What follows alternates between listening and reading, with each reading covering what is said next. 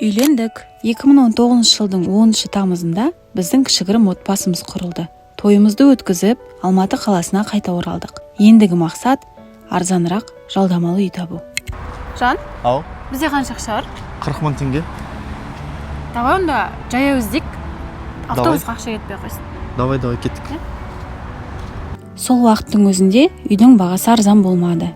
Жас отбасы ретінде әрине жақсы үйде тұрғымыз келді.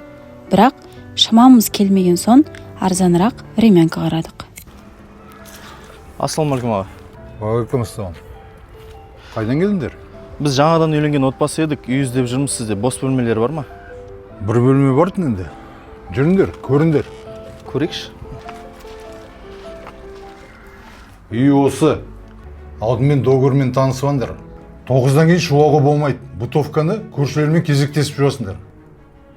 Қарағым, саған айтып жатырмын, қайда қарап тұрсың? Иә. Жүріңдер. Міне туалет общий. Душқа түскілерін келсеңдер 200 теңге. 15 минут өзім ашып берем. Кеттік. Мынау стиралка. Кір жуу 500 теңге. Өздерінің кезекшіліктерінде 21 сағатта двордың светін өшіріңдер. Осы талаптарды орындамасаңдар, штраф 5000 теңге. Бутовкаға раковинаға бас жусаңдар, штраф 5000 теңге. Айына 35 000 теңге төлейсіңдер. 6 айға договор жазылады.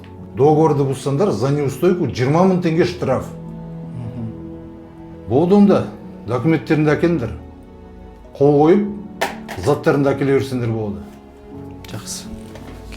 Қалтамызда 40 000 теңге ғана болған соң, осы жерде қалудан басқа амал болмады.